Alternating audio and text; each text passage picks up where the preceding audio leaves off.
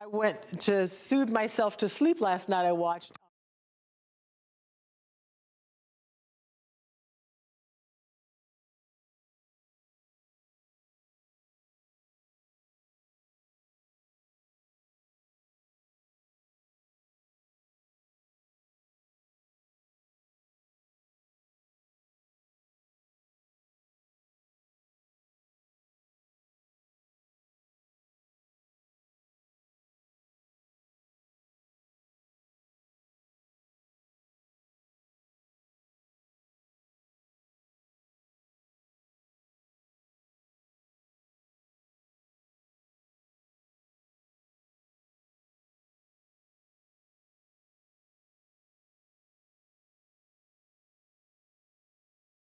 Streaming on clickorlando.com, you're watching News 6 at 10 p.m. Now on News 6, new details in the Epic Universe coaster death. What the man's girlfriend saw right after the first big drop and the injury a doctor spotted as she rushed to help. And bundle up for the coldest night of the week and get ready to keep the kids warm tomorrow. Meteorologist Jonathan Kegas pinpoints the lows and says a big warm-up is on the way. The state sues Roblox, claiming the platform makes it easy for children to be targeted by predators. Local family says it happened to their little girl. Parents have trusted Roblox, let their kids on the platform unsupervised. They're getting raped, they're getting molested, bad things are happening to them. We cannot stop someone from coming to a community that they live in. We can't force someone to move. State Attorney Monique Worrell defends a plea deal that put a man accused of attacking a jogger back on the streets.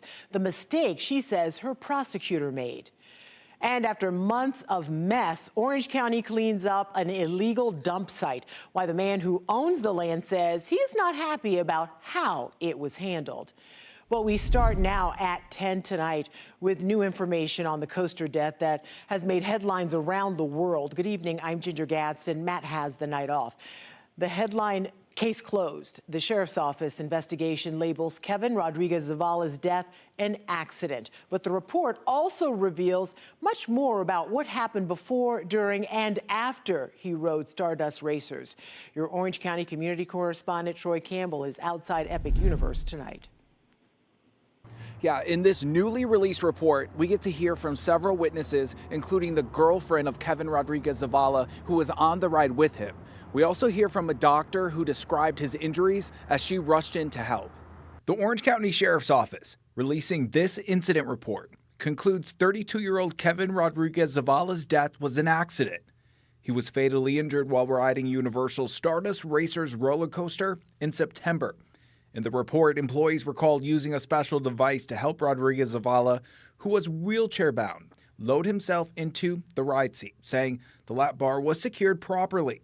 However, his girlfriend told investigators, quote, "The first downhill, Kevin moved forward, striking his head multiple times." It goes on to say she tried to hold him back, but couldn't do so. She then said Rodriguez Zavala, quote, partially came up and out of his seat and hit his head on the metal bar in front of them. Once the ride came to a stop, several ride employees heard the screams for help. So did a doctor on vacation in Orlando, who was in line and rushed over to assess the situation. The doctor told investigators Rodriguez Zavala's femur was completely broken in half and resting on the back of the chair. The doctor also says once she got closer, it appeared, quote, that he was lifeless. Investigators also say Rodriguez Zavala's family says he suffered a dislocated hip injury in 2010 and had a previous fractured femur that required surgery about 5 years ago. The Orange County Sheriff's Office concluded in their report, it appeared that all employees of Epic Universe followed their standard operating procedures. His family also told investigators his mother always told him not to ride the roller coasters, but he would never listen. During a press conference with the family's attorney Ben Crump following his death, we asked about Rodriguez Zavala's pre-existing conditions. Yes or no, did Mr. Rodriguez Zavala have, quote, back, neck, or similar physical conditions? What you mean? He was fine. He was disabled. That's what the ride sign says. No. Now, Universal did shut down that ride, Stardust Racers, for several weeks after this incident before reopening. Outside Epic Universe, I'm your community correspondent, Troy Campbell, News 6. Now, the accident on Stardust Racers happened just months after the grand opening of Epic Universe in May of this year. Rodriguez Zavala died on September 17th. The ride remained shut down until October 4th. It reopened with updated operational procedures and signage. And just last night at 10 o'clock, News 6 investigator Mike DeForest showed us how Universal officially reported the death to the state, first blaming, quote, pre-existing conditions before altering that report and dropping that wording the next day. You can find all of Mike's reports and read the Sheriff's Office incident report on clickorlando.com. Just look for the story. It is on our homepage. Our other top story tonight is the cold. You are not going to see a whole lot of people out and about as we take a live look at downtown Mount Dora, although it looks festive out there. A cold weather shelter is open in Brevard County tonight. So meteorologist Jonathan Kegas is with us now. You say this will be the coldest night of the week tonight. It will, and wait till you see the kind of upswing that we take over the next couple of days into the weekend at the temperature department. We will see the chill arrive. If you've been outside, it's arriving as we speak. Yeah, and we're going to bottom out tomorrow morning for sure. So no doubt the coldest morning in the bunch here. We're going to see another round of chilly air arrive on the other side of the weekend, but I don't think it's going to be as cold as what we'll wake up to this morning. We have air temperatures again as we work our way down with a big cold front sliding into South Florida. A nice chunk of high pressure building in. That's going to keep our skies clear. We're back to the low 40s in Jacksonville, 49 degrees in Pensacola. We will be watching those air temperatures again bottom out into the middle 40s or the Orlando area. I think we'll see upper 30s along the northwest of I-4. Back to the mid 50s though by 9. Quick turnaround to the temperature department. We're going to be back into the low 70s under a mainly sunny sky. We'll talk about that weekend warm up and talk about how cold it gets into your neighborhood coming up in about 15 minutes. All right, Jonathan, thank you.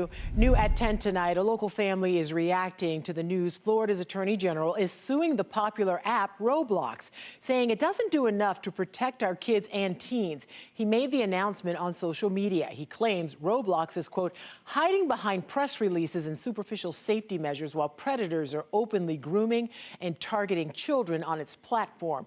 We spoke with an attorney who represents the family of a young girl in Brevard County. He told News 6's Troy Campbell she was lured to meet a man who she thought was another child.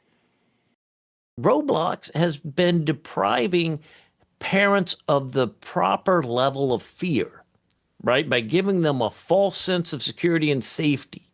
And it's because of that, parents have trusted Roblox, let their kids on the platform unsupervised. They're getting raped, they're getting molested, bad things are happening. What would be your message to Roblox here tonight? Keep changing. There are plenty of more things you can do to stop the harm that is happening to these children. The company is worth billions of dollars. Roblox responded to Florida's lawsuit today by saying safety is its first priority, adding it has removed the ability to exchange images through its chat feature to help prevent child exploitation. In Volusia County, the family of a police officer who died in a shooting is suing the gas station where it happened. Investigators say a Circle K worker shot and killed Officer David Jewell while he was off duty. This happened in September.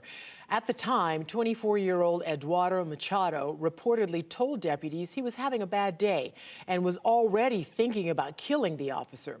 The lawsuit accuses Circle K of hiring Machado despite law enforcement warnings that he was dangerous.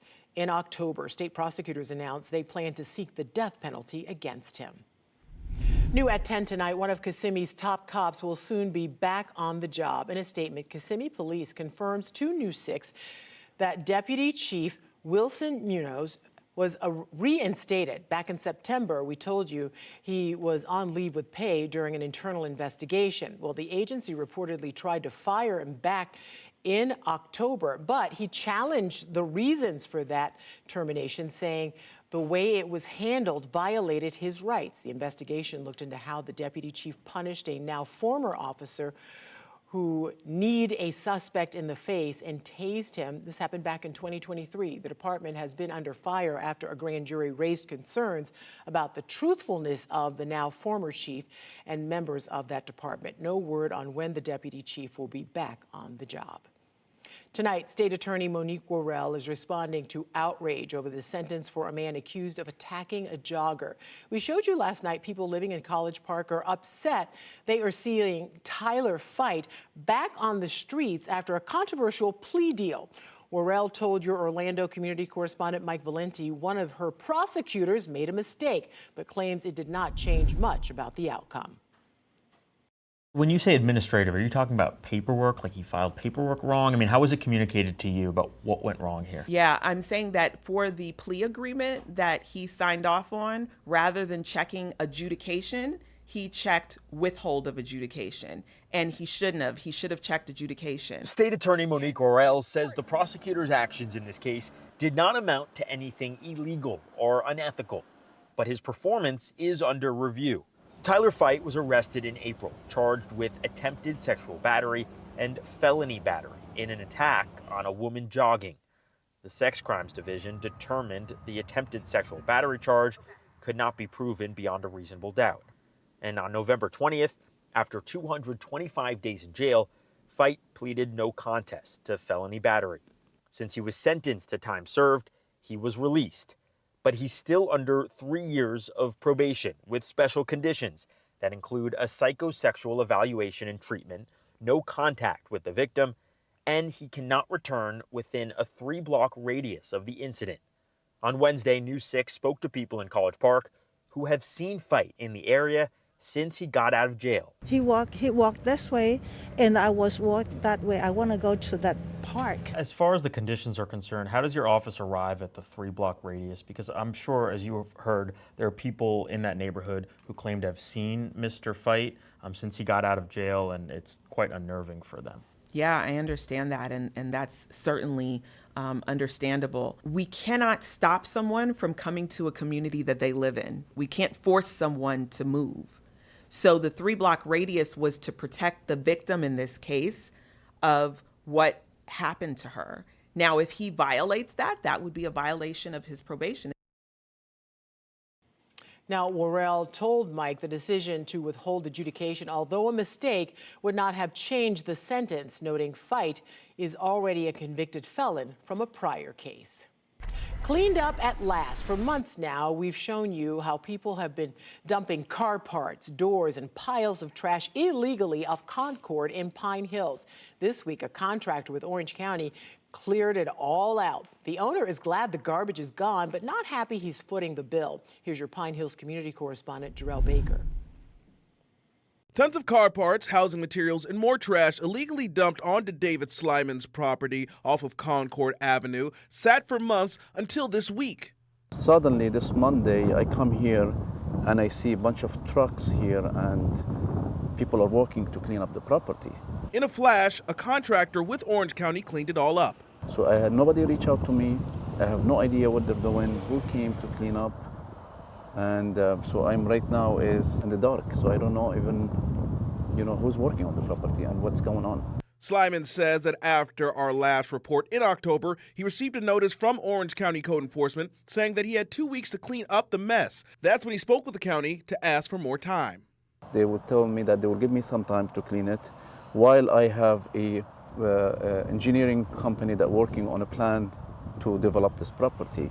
Orange County Planning, Environmental and Development Services Department says a county contractor removed the trash and debris to address health and safety concerns and bring the site into compliance.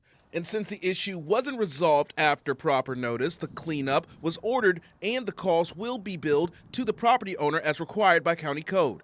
Slyman's not happy that he's stuck with the bill, although he won't know for several weeks how much he'll owe. And if they had done what they're supposed to do with the cameras and make sure that nobody does illegal dumping, then we will not have this issue. Orange County crews installed surveillance cameras and cleaned up dozens of pieces of trash illegally dumped on his other property across the street earlier this year. But now that his second property is clean, he hopes the illegal dumping stops. But it looks clean right now. It looks like seeing a lots of city cars or county cars. They're passing by every day, so they're monitoring. Since our last report, Slyman says that the dumping has almost stopped. Slyman is working closely with Orange County officials to make sure it stays that way. In Pine Hills, Jarrell Baker, News 6. Tonight, a local senior faced the man she claims swindled her out of $30,000. I feel wonderful because I think the man was trying to pull a hoax on the judge. Why she says it was important to be there as he tried to get out of jail and leave the state. Maddie at one point was the sickest kid with liver disease in the country. With a 0% chance of survival, she was taken off the transplant list. They call their toddler Miracle Maddie, but blame a local hospital for many of her medical problems. Next at 10, what they say every parent needs to be watching out for. You're watching News 6 at 10 on a Thursday night, covering Metro West, the Milk District, and all of Central Florida. This portion of the news is sponsored by Central Florida Honda Dealers.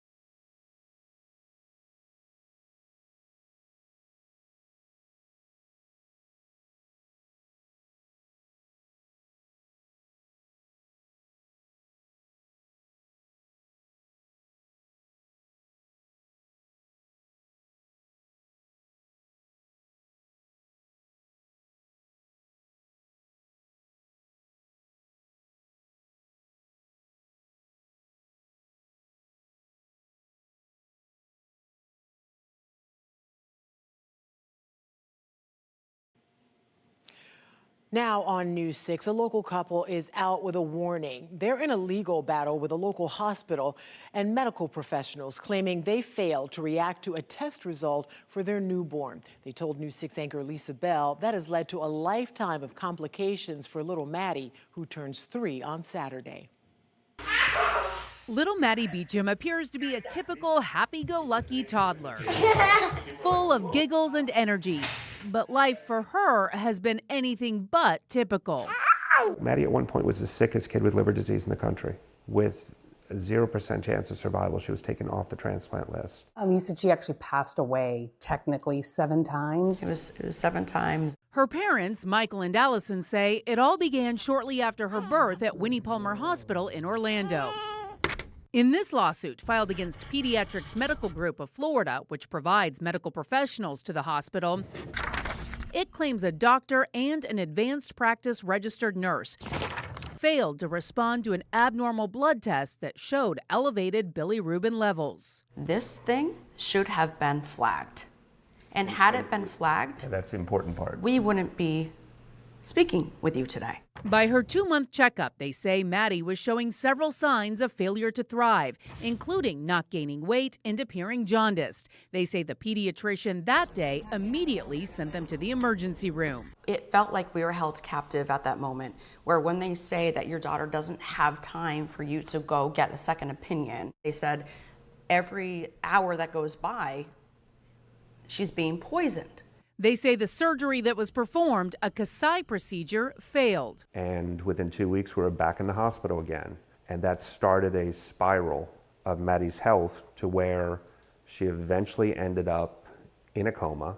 That spiral also prompted a life-saving liver transplant when Maddie was just 9 months old. The whole ordeal, they say, leading to other complications. She lost her hand. That was preventable. They're now fighting for change on two fronts, going to Tallahassee and Washington, D.C., advocating for universal direct bilirubin tests for all newborns. It's a time bomb disease. If you catch it at birth and you fix it before 30 days, there's a 68% chance they won't need a liver transplant. And if they do, it'll be when they're 10 or 11 or 12. Their other goal, eliminating medical malpractice caps for catastrophic injuries like Maddie's. We are committed for change. And while the Beechams are suing the pediatrician group, they're also in arbitration with Orlando Health. Lisa reached out to both. They replied saying they do not comment on pending litigation. An important face-off in court for a senior in Volusia County. For the second time, Carol West got a chance to face the man accused of defrauding her out of $30,000. Just weeks ago, Sheriff Mike Chitwood arranged their first face-to-face meeting as he was arrested. News 6's Laverne McGee was in court today as that suspect asked to go back to North Carolina. The second time Carol West got a chance to face the man accused of defrauding her out of $30,000. Corey Woodall has been in jail since he was extradited from North Carolina in September. On Thursday, he asked a judge if he could go home so he could repay West, but the judge said no. In September, Volusia County detectives arrested Woodall for organized scheme to defraud and grand theft for allegedly spending $30,000 of Carol West's money. Volusia County Sheriff Mike Chitwood arranged for West to meet Woodall when he was arrested. Sheriff Chitwood, I'm the one that arranged your trip back here. This is the young lady whose $30,000 you took and bought the car and the lawnmower and everything? West was in the courtroom on Thursday. I feel wonderful because I think the man was trying to pull a hoax on the judge and get out of jail and go to North Carolina to disappear. I don't believe he had the money up there. She told News 6 back in August she thought she was talking to a decorated Army officer on Facebook, a four-star general claiming to be deployed in South Korea. Then he started asking for money. Woodall admitted to spending the $30,000. I spoke with Volusia County Sheriff Mike Chitwood today via Zoom. So right now, obviously, we're trying to identify the other players in this scam. This scumbag destroyed this woman financially. Why should he get any type of breaks?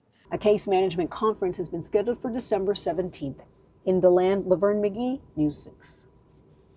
All right, time now for a check of our forecast. Bundle up because tonight is going to be the coldest night of this week. Jonathan Pegasus joins us now. Yeah. And then we're going to see a little more chill come in early next week. It's going to be that mini roller coaster ride that we've been advertising. But as Ginger mentioned, coldest night of this bunch here. We're at 45 in DeLand. This is right now. This is not the forecast. This is right now. Already slipping into the low 40s in Ocala, 43 degrees in Denellen. Daytona Beach, we were at 49. New Smyrna, we're at 48. Melbourne, we're checking in at 52 degrees as that cooler, drier air spills in behind our cold front. Here's a live look outside. Clear night with our light Orlando delivering Hope Skycam. You can stay up to date with the forecast all times as we update this app continuously by downloading the free News 6 weather app. Air temperatures now into the mid-50s.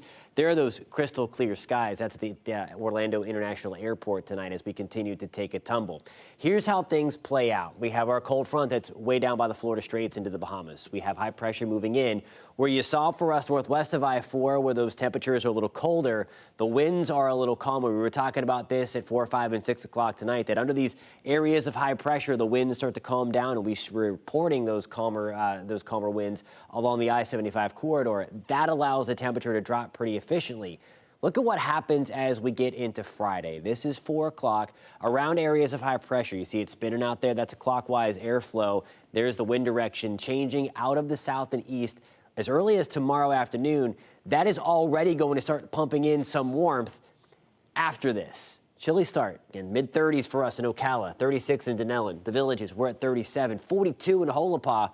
Melbourne, we're going to start our morning at 49, 46 in Palm Bay. But with that southeast wind and dominant sunshine, high temperatures returning into the low to mid 70s across the board. Big turnaround, if you ask me, back to the upper 60s in Palm Coast. Sunshine dominant tomorrow. The warm-up will continue into the weekend, already back to the mid 70s on Saturday, upper 70s on Sunday. Slight chance for a rain shower right along the coast. It's because of that southeasterly breeze off the Atlantic. I think we'll notice a few extra clouds try to build as we do get into some of that moisture again from the ocean. 76 on Saturday again, 77 on Sunday. Another cold front comes through as we work our way into Sunday evening and a Monday morning. So we'll start Monday on the cooler side, highs back to the mid 60s, and then we gradually pull out of that one back to the mid to upper 70s Wednesday and Thursday. We'll be right back.